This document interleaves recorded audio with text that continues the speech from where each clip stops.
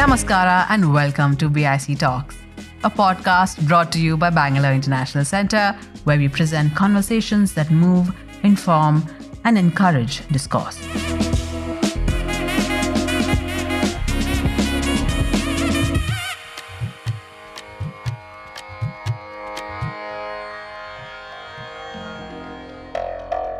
So again, when we talk about economic growth, often people will say, oh no, but there are so many 10 other problems to solve. There is inequality to solve, there is environment to solve. So why should economic growth be a more important priority than this? So that again, if you look at it from an engineering frame, you will again look at the equilibrium, right? Once you have economic growth, you will be in a better position to solve all those problems, which also are real, than you being without economic growth. So you move to a better equilibrium where you can solve, right? You will need resources for each of those problems. How will you get that?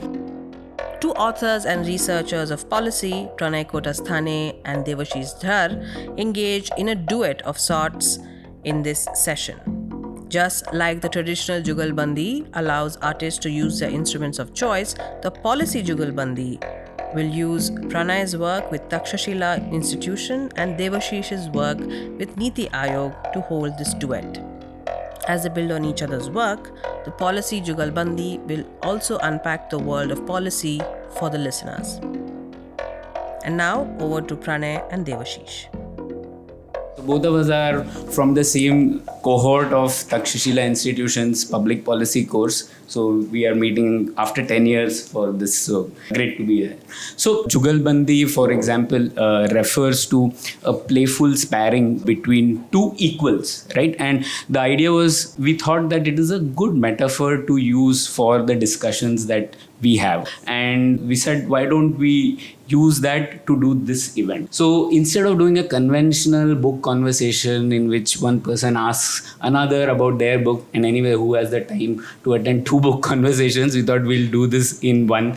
And I will ask questions about his book and rapidly switch contexts, and he will ask questions about my book. And broadly, we are talking about public policy. So there are a lot of intersections, but there are also some differences. And hopefully we'll explore some of those in the Q&A. So that's sort of the format. It might get a bit disorienting because we are discussing two books at a time, but I'm sure it should be a good experiment to try. All right. So let's begin, Devashish. And let's begin with a very serious question, right? So you clearly love cities. And as the book shows, and your passion comes through when you write the text. So what the hell are you doing in Delhi then? Delhi welcomes all, and I think if there's one city which has, by choice or by chance, has been accepting to all migrants and has seen multiple versions of itself. Delhi is quite a city. It has got character. It has largely fulfilled the function of a city. Now it is perhaps sort of struggling a bit, just like other Indian cities. But I think Delhi is not too bad. No, I agree. I was just joking. I think it's the one city of which I can say something like this and not be hounded. So that is also a positive thing about it. And yeah, I always like being there as a tourist for not more than 5 days. Okay, so less seriously, tell us 3 commonly believed ideas that you challenge in your book. The sort of many challenges, many sort of misconceptions I've tried to challenge in the book, but 3 being, and the 3 rather very alarming notions have been: one, that we can plan for cities, we should control migration, we should try and provide all the amenities in the villages, and this humongous migration that India is seeing right now is bad.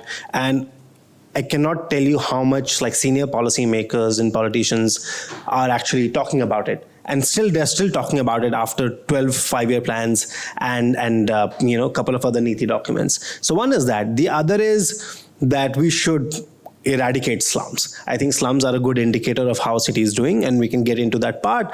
It's perhaps controversial in my view, but I think that's one thing. And the other thing is that people think that and I mean, this is largely a hangover of whatever the independence movement was, but people think that, heart of India lives in its villages and so on and so forth, and, we should provide all those amenities there and so on. And this is where we'll find the emancipation from our issues. But I think urban areas, cities is where that will be the theater where, we'll find an emancipation from caste and gender issues and other historical wrongs that we have seen as a society and civilization. I know it's a tall remark. But I've just put it out there. That is what I believe. Doesn't India live in its villages? I mean, unfortunately, it does out of compulsion, but it shouldn't. They should have all the options if they want to move to a city. But we'll get there.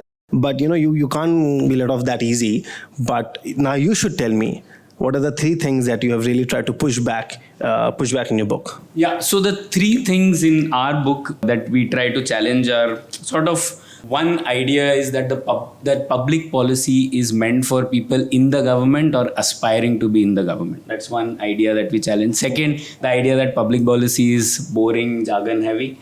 And the third idea is that the Indian state should be the primary change maker of everything good in society. So I'll just detail some of these things out. So the first one, right? Public policy is a topic meant only for people in government. That is what we try to challenge. Actually, learning public policy helps us understand what the state is relatively better at and what it is not so good at. So take a simple example, right? The government recently had a policy about mandating USB-C chargers. I think it affects all of us in a positive way, negative way, but we should know what is the impact of it. So I think that is one example why we all should know about public policy. And roughly, we often talk about civics. This is one area that we've been taught in school, but public policy goes beyond that. It talks about how do you change government, how does the policy change happen, when do policy failures happen, when do policy success happen. That's not something that we learn in civics and as students, right? The idea is there is a state and you are this distant supplicant who is just looking at the state at a distant manner. So public policy is beyond that, and that's why I think it's important for us to know. Second idea, as I said, public policy is boring. That is a common misconception. So what we try to do in this book is that public policy, first of all, literally has the word public in it. So obviously it affects a lot of us, and that's why what we've done in this book is have a lot of examples from the Indian context, not have examples which people say, like, in the urban policy space, right? Bogota has great public transport and that's why we should have it here. I would have preferred to have great case studies from India, but I can't. Correct. So the idea is, can we tell stories from the Indian context? Yeah. And that's what we've tried to do in this book. And the third thing, to make it less jargon heavy, we've actually talked a lot about Bollywood movies. So if nothing else, what you can get from reading this book is a good Bollywood underrated movie list. So that is what I can promise. The third idea that, as I was mentioning, is about Indian state's role, right? So often we think of Indian state as the primary agent of change. That's why that mentality of a Mai Baap Sarkar as well, that the first thing happens in society, we say, wait, government should change it. What is the government doing about it? So that is again something we challenge, and that's why the book is divided into the state, society and market framework, because all 3 are important agents of change. But can I push back here a bit, Pranay? Because, for a country that has seen partition, 200 years of colonial rule and bunch of other sort of historical issues that we've been seeing, right? And somebody even go on to say that, we've been under certain kind of rule for 700, 800 years, right? And that's another problem area. And where the industry is limited, people, are struggling, poor, not very educated.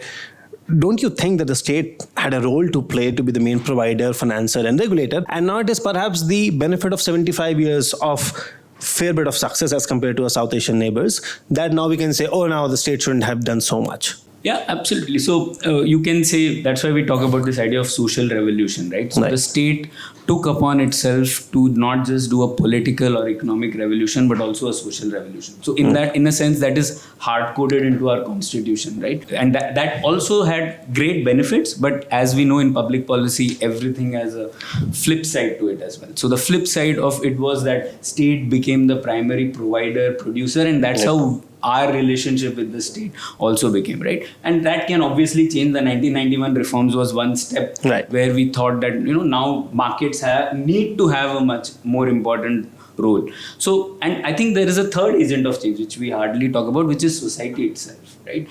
So there are many good books recently, Raghuram Rajan's book on Third Pillar, Rohini Nilekani's book on Samaj Sarkar Bazaar. So in this also we've tried to explore on that angle, that what are the good things market is at providing, what are the good things that society is good at providing, and what are the good things that the state is good at providing. We need to understand that all three have their benefits, all three have their sort of shortfalls, but we need a balance between the three. And to see all three as agents of change is important. Otherwise, we just see society as a patient on which markets and state operate, right? But actually it is not so. It is an active change. So these are sort of the three ideas that we've tried to challenge in this book. Three really big ideas, by the way. Yeah. Often in urban policy setting, right? And that is a widely discussed topic in Bangalore. So we often talk about problems and we get consumed by it. So I'll not talk about problems, but I would want to ask you broadly first. Let's think of it from an outlay, output, outcome framework. So what should be the outcome and output of urban governance according to you? Just for the benefit of everyone, outlay, output, outcome is a common framework. Outlay refers to the amount of money and resources you put in. For example, in education, how many teachers you have is an outlay. Output is a measurable outcome, a measurable thing from what you have put on the outlay. So for example, gross enrollment ratios would be an output. And outcome is finally the learning outcomes that people learn from the education pulse, right? What are students really learning is an outcome. So we'll apply this to the urban policy landscape. What do you think should be the outcome of urban governance and what should be the outputs? Let's not discuss how much budget is there for urban cities right away. No, so I'll start with rather outlay. Outlay is what you actually sort of put into the system, and then you get certain kind of output, and then you sort of move towards the desired outcomes. So the outlay would be, having certain kind of certain level of trained municipal cadre, certain kind of finances, because now we don't even get, the cities do not get the share of the GSTs, and bunch of other things, right? Financing, training, human resources, certain powers, devolution, so on and so forth, right? But the output would be that you are able to provide for jobs. Actually, I should sort of, for people who have not read my book, I should tell you a bit about my book. So my book says that, Indian cities are India's blind spot, in the sense that, cities, or rather urbanization, is world's sort of longest running experiment, started with Harappan civilization and continuing so far. And I go on to say that we got some progressive religions like Jainism and Buddhism, and the decline of movements like communism can be attributed to the march of cities. And everything good that has come out in the world right now is because of cities. That it has its own problems, but the ingenuity of humankind and the best of it resides in the urban centers, and that is where we'll find the solutions. So that is the premise, right? And that leads me to what I suggest would be the output of an urban governance is good jobs. Is like essentially 50% of the crowd here is women, essentially. And so 200 years ago, it would be, if we would have been trying to do something like this, that would have been mostly men, right? And especially from a certain community. But it has been only in cities, right, where the economic identity supersedes all sorts of identities, whether it's inherited, acquired, or sort of assigned identity, right? So the output should be that you are able to do the job that you want to do at the weight you want to do and at the capabilities that you can do. So one is that, right? So you will measure the output of any city. If you have to judge a city's success, is the number of jobs, according to you? Not the number of jobs, but the jobs that it has been creating. It should not decline. It should steadily go up. It should move on to areas where the productivity and the wages go up. The third would be that the transaction cost or the congestion cost of, private solutions to public problems like water, a lack of water, or cost of traffic jams and so on, does not supersede the agglomeration benefits, which is the benefits of productivity gains, knowledge spillover, and so on and so forth, right? So that would be the second part, right? That the agglomeration cost should always supersede the transaction cost. There will always be transaction costs, congestion costs, and so on. But the agglomeration benefits should always outweigh. So that would be that. Benefits of coming together should always outweigh the costs of good. Absolutely. And people should be able to realize their potential in terms of what they want to do, how they want to do, to the capacity that they're not harming the other person, right? In that way, sort of, city is a microcosm of what the constitution wants to do. And it's perhaps the best economic/administrative entity that reflects that, benefit that we want to sort of derive out of a constitution. And the third part would be, and I'll move to the outcomes. The outcome would be whatever you might want to call it, ease of living, quality of life, and so on. Essentially, you are able to do the things you want to do, and you're able to pay for that.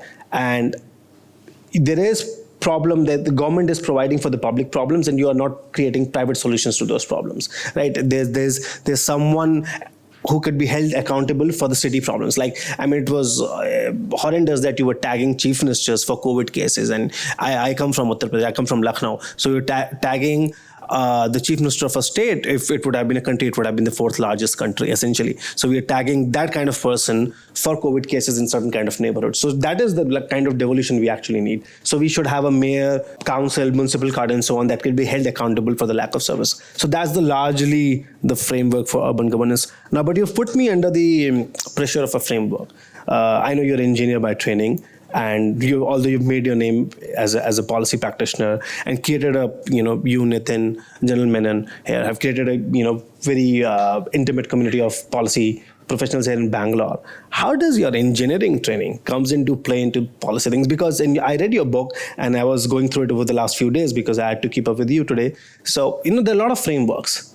What is something from your engineering training is something that you use in your policy, whether it's end cases, use cases, frameworks, applications, whatever that, you want to discuss? Yeah. So 3 things, I think: solutions, trade-offs, and equilibrium. So I'll try to explain them.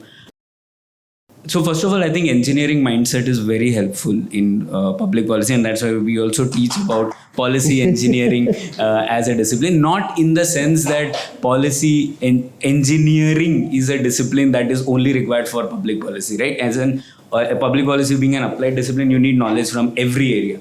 But that mindset is important, and Nitin, who clapped because he's written a very nice post on this on Engineers Day on this idea, right? What is the engineering mindset? So 3 things, as I said, right? First, we think in terms of solutions, right? So the idea is finally policy challenges exist. They are not to be seen and wondered at that how complex it is. You need to finally move to a better equilibrium, which will not solve all your problems. So engineering gets mistaken as solutionism. It is not necessarily solutionism in the sense that no one believes that you will solve a problem completely. Yeah. But the idea is, can you move to a better equilibrium than you are? That mindset is important in any policy domain as well, right? You're not solving it, but can you reach to a better situation than you are? An example of this is economic growth, right? So this is one chapter in our book on the growth debate.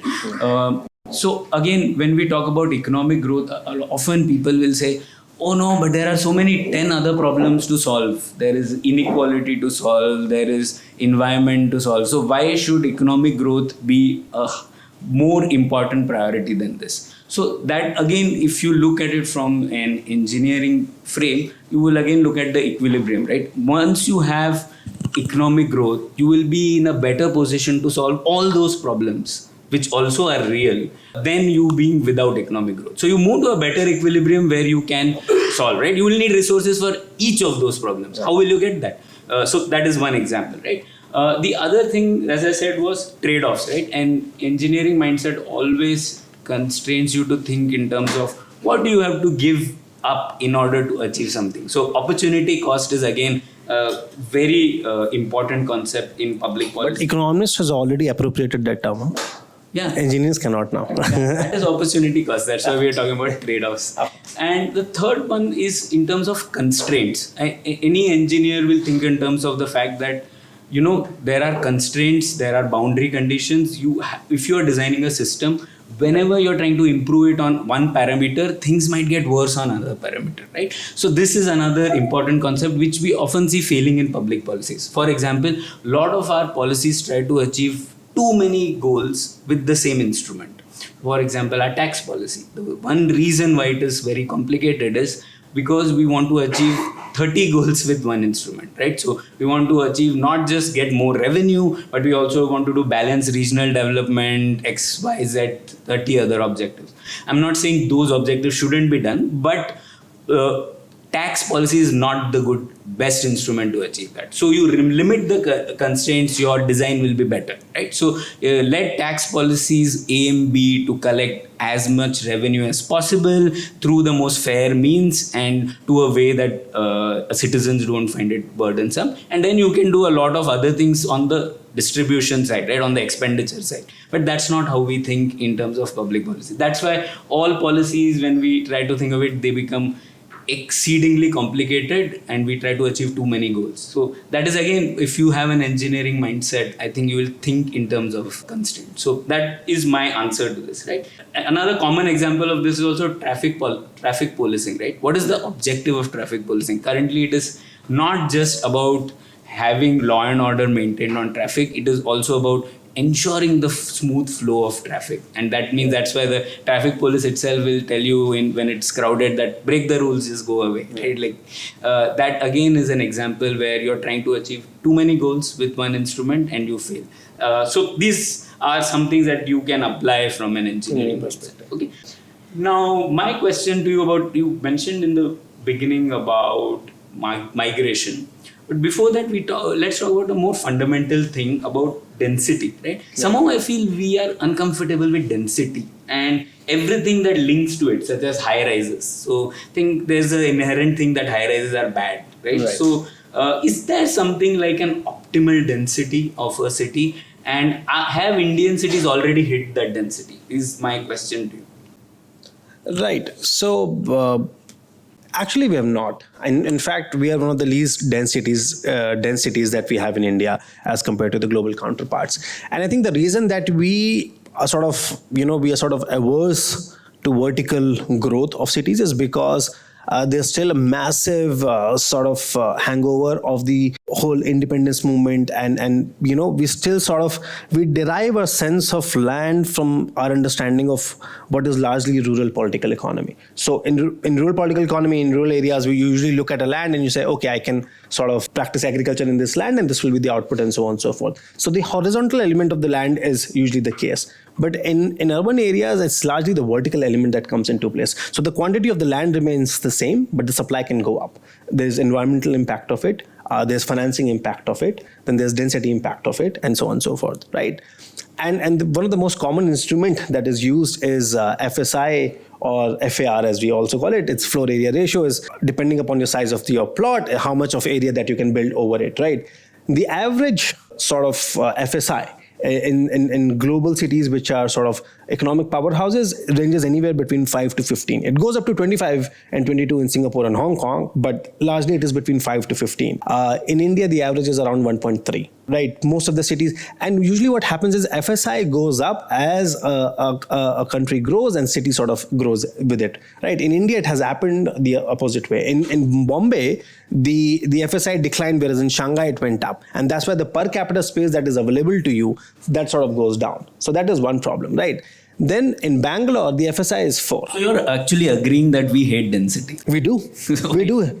Well, no, we hate densities because our understanding of land comes from what is largely rural political economy. We need to understand, and that's why this book attempts to say that the urban political economy is very different from rural political economy and all the challenges. And it's a very tall statement that I'm making right now, that, or rather, majority of all our current challenges are largely urban in nature, right? Most of the challenges are largely urban in nature, and that's why you have to have a different interpretation of Indian political economy from the urban lens, where we say, okay, we can grow vertically. There's nothing wrong with it. The rental yields will be healthy. The prices of acquiring an apartment or a villa or a plot will go down. FSI should go up, and so on. And that's the problem, because in Bangalore the FSI is 4. And if you really want to compete with NYC or Chicago or a Tokyo or a Singapore, there the FSI goes from 12, 15, 18, 22, 25. And that's why, and I do not live in Bangalore. I keep visiting here because of my family. I have seen that there are large parts of what could be categorized as a CBD, Central Business District, in a city. And for Bangalore, and that is what scholars like Alan Butler have said, that in India, in Indian cities, the FSI goes at the edges of the city, in the suburban areas, wherein largely in these mainstream cities, I'm telling you, these rather quote-unquote successful cities, the FSI goes up in the central part of the town, right? And that's why we have to change that dialogue as well. And in Bangalore also, that's a problem. Now, Bangalore property market is overheated for the last 18 months, 6 quarters, and will continue to be heated up until we sort of liberalize FSI. But of course, there's certain things would come with that, is like you have to provide for trunk infrastructure and public transport. The road width currently in Bangalore does not support that high FSI, But in Hyderabad, they have been able to successfully sort of liberalize FSI. In Hyderabad, I think they've removed the FSI limits. So you can purchase for it so far as you have certain permits and there's certain trunk infrastructure, you can go for it. But now, because I'm talking about practical things, I'm going to sort of ask for, because you've talked a lot of theory now. Sorry, Pranay. Now I'll ask for a practical sort of example from you. Suggest me, like, tell me two policies at the central government level and at the state level, Karnataka here in your case, which you think are success when it comes to achieving high economic growth. It's a quick jump from my, discussing Bangalore and Hyderabad, but I really wanted to focus on this because you've used a lot of frameworks. You've discussed a lot of policies which are bad. Tell policies which are good as per you at the central level and at the Karnataka level. Yeah. And it's government agnostic, by the way. Before going to that question, I'll just switch context again to what you were saying earlier, right? In the book, we have also a chapter on Abadi isn't Barbad. Yeah. And one thing we also discuss here, we quote a statement which I found very useful to think about, that if India had the density of Singapore, all of India's population would fit in the size of Kerala, right? So we are not that dense. Exactly. Second, is also one common misconception. Actually, southern Indian states are on the average more dense than northern Indian states. And there's a great book on this by Samuel Paul and Kailash Sridhar, an old book on paradox of north and south, and in which they argued that one of the reasons why southern Indian states also did better was because they were more compact. And 60, 70 years ago, also remember that the state's reach was not very much, right? If you were far away, you were out of the vision of the state. But the fact that we had compact states also benefited. So that's one thing to think of. I don't think many people think on those lines. So yeah, density is good, and I think we've not reached at least the optimal density level. Oh, we are far from it. We are far from it. But we also, before that, we have to change the narrative part of it, that why density is good. Density is good for environment. It can be achieved, and why it would also be good for state exchequer as well. Yeah. So before I answer that question, just we'll detail this a bit. You said density is good for environment. Can you just detail that? Because I know you've quoted, by the way, his book it's like a textbook for learning urban governance. There are quotes and there are learnings from a whole lot of scholars from everyone. And unlike a textbook, it's not boring. So I'm glad you said it. I was waiting for that. And so in that, you also said there is, you had a quote by Edward Glaser, right? Yeah. Well-known economist, urban economist. He writes about that cities are our greatest invention that can make us greener too. So explain this. So look, the choice is not between the perfect city and a suboptimal city, right, in terms of functioning. The choice is between rural areas and urban areas, right? And that's why you see when you have dense cities, you can sort of reduce the greenhouse gas emissions fair bit. So essentially 80%, 85% of the emissions globally come from cities because those are economic powerhouses. It's fairly logical. So what do we do about it? So every urbanization sort of story, I'm not talking about ancient civilizations, the recent ones, whether it is European or after that it was North American, and now then there was East Asian and now Indian. All of these large urbanization stories, they sort of left an impact on what is urbanization, and they sort of added their own flavor to it. The Indian flavor to it would be being highly resource efficient, right? And I think we have shown great success on the energy efficiency schemes and so on, right? So once you have a dense city, right, when the density goes up, your traveling distance would really go down.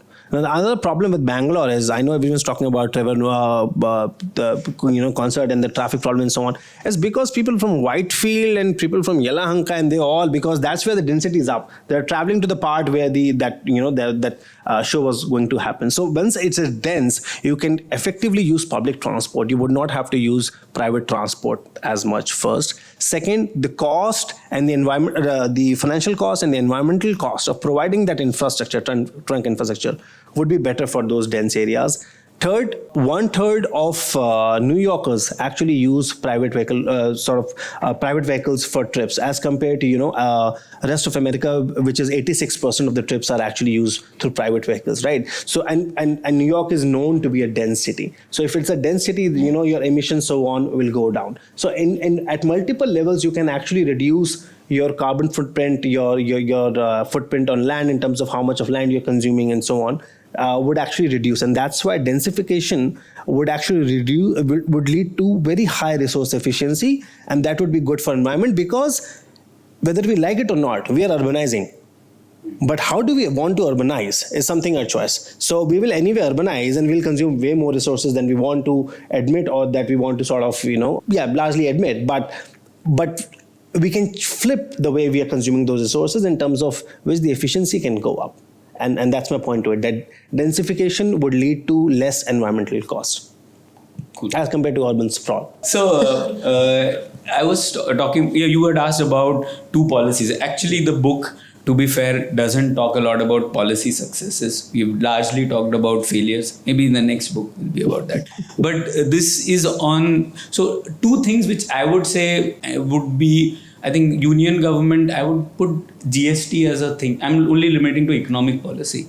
I think even though it has a lot of issues, but we are again talking in terms of, is it better off than the status quo and the alternative we had at that time, right? Compared to that, I think GST is an improvement. It will have economic benefits. And it's not just about the policy, but the fact that you could get all states and union government on board. You did a new institutional innovation of the GST Council, where all states have equal power. That is an interesting experiment, and I think it has made things better off than they were earlier. It has not for cities though. Cities don't get a share of GST revenues. So you can have your grouses there. Yeah. So that's true, and especially so the idea is it's a journey, right? The next thing would be that you should also have one portion of that SGST going to cities. But okay, that's one. In terms of the state policies, I'm again looking at economic policy. I think the next area for Karnataka would be looking at hardware, and I was looking also about semiconductors. That's one of my areas. Karnataka state had a semiconductor policy since 2010. And since it is a topic that everyone is talking about, all of India's whatever semiconductor design happens in this city, right? So a lot of things related to it, not just the design element, but manufacturing, iPhone production, manufacturing hardware for aerospace. So do you think PLI is a good scheme, or it has the potential? Yeah, PLI again has.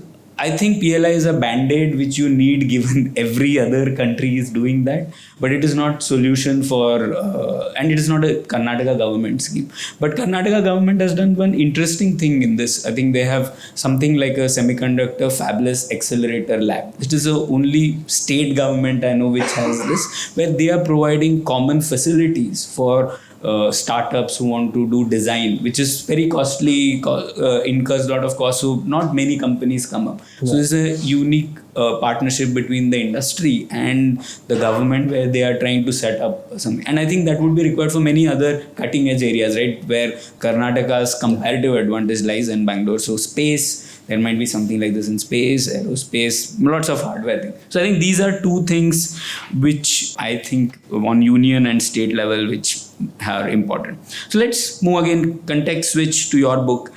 What are some policies, and you've detailed it a lot in the book, that create an artificial scarcity of land? Because that's where we talked about on density. So what are some of those policies? Right. So land, again, very contentious issues. And in fact, we all keep talking about reforms and so on. And urban land, I mean, if you all want to take one of the takeaways from today's conversation is what we need to do on urban land and how it sort of feeds into the reform 2.5, 3.0, whatever you want to call it, feeds into that. So because we have not fulfilled the agenda on that part, urban land. So a bunch of policies actually. So one is the Rent Control Act, which essentially put a ceiling on how much rent hike you can undertake over the years. And a lot of movies in 60s, 70s, 80s, some of them you have also cited in your book, have sort of described that how it created perverse incentives for landlords not to renovate the properties and for tenants not to increase the sort of rent on their own, and how that locked a lot of property, first in disputes and second in being in very dilapidated state, right? So that's one problem. Do all our cities still have rent control acts? A lot of cities actually. So Rent Control Act has to be promulgated at the state level. So a lot of states have actually started undertaking those reforms. And I believe Rajasthan, Odisha, These are some of the states which have already started taking Telangana. These are some of the states which have undertaken some reforms on the Rent Control Act. So one is that. The other is master planning, which is like the key tool to sort of decide the direction of a city. Essentially, it has 20-25-year horizon, and the exercise to sort of create a master plan that is accepted by all and is put into place in practice takes 10 to 15 years anyway. And then you have a time horizon of 20 to 25 years. By then, the economic nature of a city, in fact, forget about the city, about the country has really changed, right? About the region that has really changed, at the international level that has changed, right? So you're planning for something that is already outdated, and you freeze the land because the transaction cost of changing the land use is highly costly. And second, the Sarkar has really intervened so much in urban planning that you really have to grease a lot of palms to sort of get things rolling, right? So for instance, mixed use neighborhood has now become a thing in India. It was initially a thing in India in 40s, 50s, 60s, but then we thought that no, we should have segregated use, and that created a bunch of problems, including increasing vehicle ownership, more emissions, highly inefficient utilization of land. So one is master planning. It has to be way more dynamic, right? And the third that I would say is there's a lot of land. In fact, I will say two more things. One is property taxes. We are actually not taxing properties.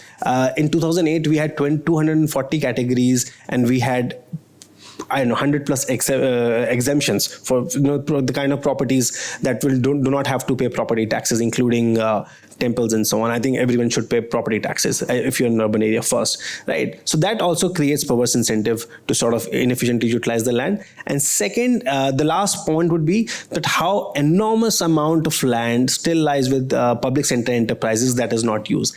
I mean, State Bank of India, Air India, BHEL, BEL, enterprises that are defunct now, they have thousands of acres of hectares of land, right? That is not being used. It is either encroached upon, it is abandoned or underutilized. So that is one inventory that we can use. And I think Takshashila Institution has done a lot of work in terms of talking about how to efficiently utilize that land. I will just add to it. So we've tried to capture this based on a movie, a 1984 movie called Mohan Joshi Hazir Ho. So that's cited in this book. So it's interesting, right? A lot of movies will get the policy problem right, but they'll get the solution absolutely wrong. So this movie is also similar. The movie is quite fun. The idea is that there's a couple who's living in this dilapidated Mumbai building, and the villain in that is Amjad Khan, who is the landlord, right? So this landlord has built this, and obviously has no incentive to maintain that because the money he's getting from that renting out is meager, penny. So he's not maintaining that at all. So obviously these guys file a case on him. So both the lawyers on both sides milk them dry. And finally they lose the case, and eventually the landlord wins, and in the end, I will not say the end, because you can go and watch the movie. But whatever it is, the idea is in this movie, the solution given was that there's this rapacious landlord who's colluding with these business interests, and that's why he doesn't want to maintain that area, right? But actually he is also a victim of incentives, right? If he's not going to get any money or any benefits from maintaining that, or you're going to cap rents and he's going to get pennies for it, why will he do anything to improve that particular property? So that is one thing. So again, this solution was not discussed in the movie, but I think it got the policy problem right. So you could at least watch the movie. It is quite good. Yeah, no, I agree. I mean, it does reflect how inefficiently we utilize land in urban areas. And again, I'll go back to the element of vertically utilizing land and how, Bombay mills, because of the whole bit of nationalization and so on, were abandoned. And now you see how they are sort of turned into, fashion houses and, very, very classy cafes and, chic restaurants and so on. This is what Bombay has done with the textile mills. But see what Kanpur has done. Nothing, literally. Those mills are just dying, rotting there, and they're occupying the land, and there are no taxes being paid, no employment, no economic activity coming out of those of that parcel of land. So we really need to be very creative on how we want to use land. But Pranay, going back to your book, there are two things, and I want to sort of challenge few things in your book. First is, you talk about this framework which has got a lot of acceptance, Sarkar, Samaj and Bazaar, but it seemed to me from your book that it was fairly domestic in nature and, for the lack of a better word, inward looking. You did not discuss international actors as much, and I don't know, where would you put a Taliban or an Elon Musk or say World Economic Forum and other factors that are also influencing policy making in the country first, and second, for someone who is, again, for the lack of a better word, so obsessed with the role of state, the corruption was not discussed with as much detail, or for some reason it was under the table, even in the book. So not there at all. Yeah. So why don't you sort of elaborate on those 2 points? Actually, I don't think corruption is that important an issue, in the sense that corruption. No, I think it is good. No, I don't think it is good. It reduces the transaction cost. It's like a lubricant for governance. So I think corruption, first of all, is there as part of every society. Yeah. I think there's a great book on this by Wen Ang, who's a Chinese political economist, and there's a book called China's Gilded Age. So in that, she has a nice framework to think about corruption. So there are sort of 4 kinds of corruption, right? One kind of corruption is when elites do corruption in order to provide some service. So basically getting contracts, etc. So that is called access money. Okay. Right. The second one is when non-elites do that to provide some service. So that is called speed money. So right, RTO, you go give me some money, then you will get the license. That's an example of that.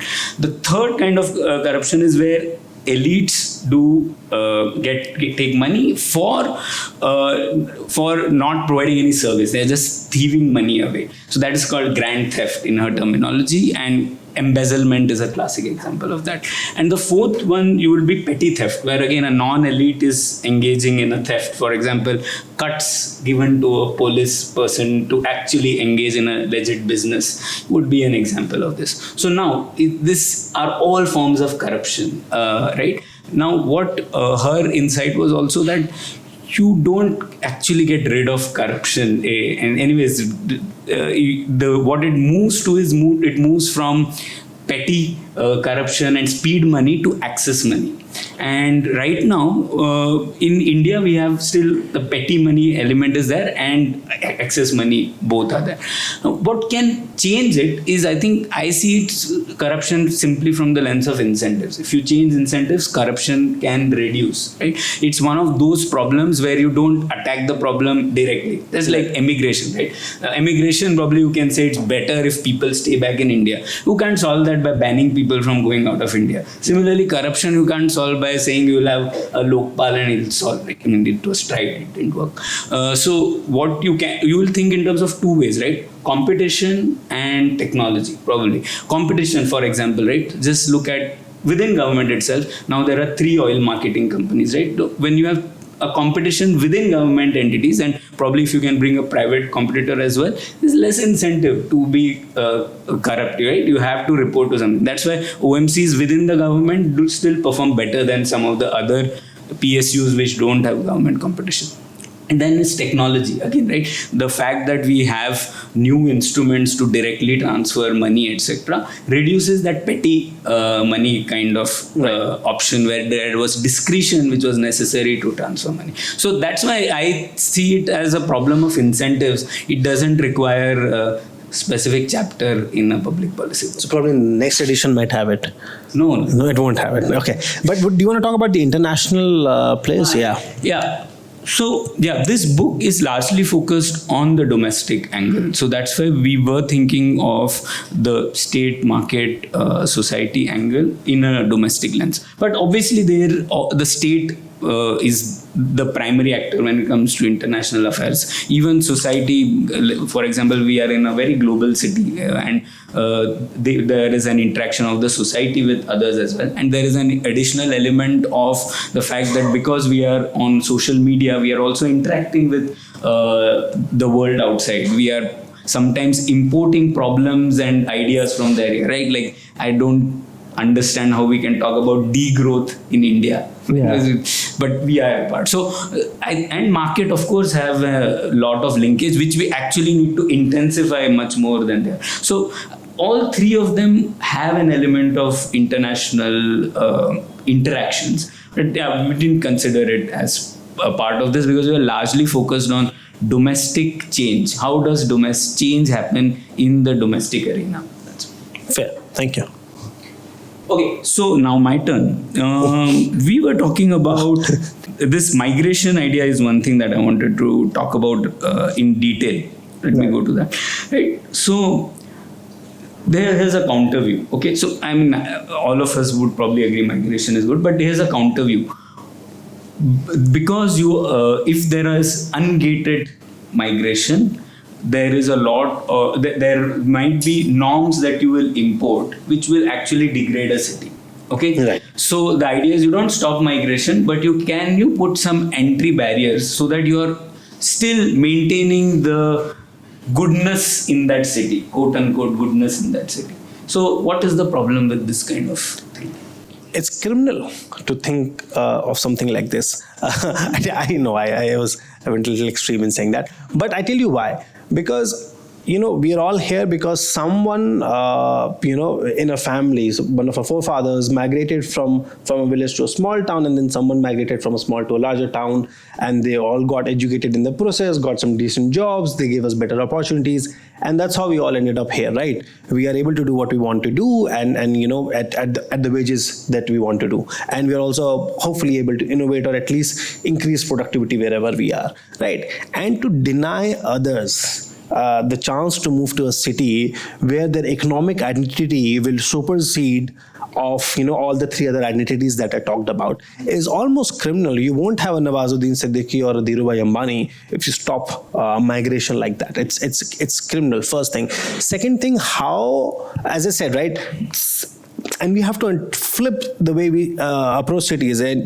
because of the 5-year plans, and how because of UK had that Country and Town Planning Act that we sort of inherited. They have reformed, we have not, is where we sort of see cities as spatial entities or other physical spaces that can direct economic activities, whereas the idea should be that cities are economic entities where the spatial sort of manifestation should facilitate the economic exchange, right? So you have to flip that whole argument, and if you do that, the more migrants come to your city, it means that your city is doing well. And that's why when I said that slums are good, because it shows that anyone who might have 2 hectares of land and can lie in a charpai in somewhere in UP Bihar is still struggling to be in a slum in Vasant Kunj and is ready to pay 500 rupees for I don't know, a 200 square foot room in a slum, because they think that they still have a better chance at life, in career, and for their family, for their coming generations, by virtue of being in a certain city that provides that kind of exchange, right?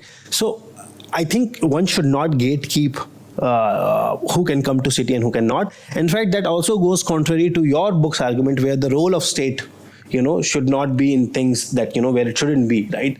And here we will again create another state which would say that you can come to the city and you cannot. This would also be a form of what Chinese have, a hukou system, where they say that, oh, you are a urban hukou holder now and not a rural hukou holder, and now you can access certain kind of services. What happened in China until a couple of years ago, until 3-4 years ago, they had 200 million illegal sort of immigrants there.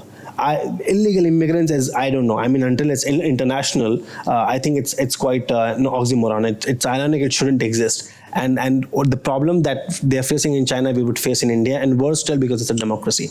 So, and you cannot control a lot of these things. So, and hence that argument of that why we should not gatekeep who can come to a city and who cannot. How they assimilate is a different argument. How migrants can move from low productivity jobs to better productivity jobs or higher wages is another argument. How they sort of contribute to the samaj or the bazaar at large after they have moved to a city is another argument. How they move from slum to affordable housing and then eventually to the housing of their choice is another argument. But to gatekeep who can come to city is again, as I would say, it's criminal. And I'm saying this with as much passion because I've heard many senior policymakers and politicians say that we should control migration, and I think it is not the right thing to do.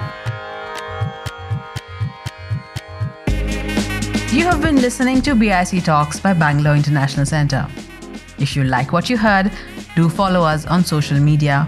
Keep up with our programming by signing up for our mailer on the website or leave us a review or rating on Apple Podcasts or iTunes.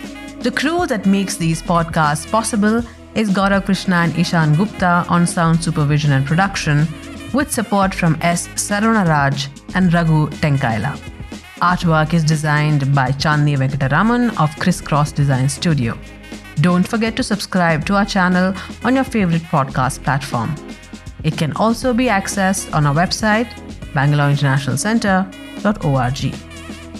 This is Lekha Naidu signing off on behalf of everyone at BIC.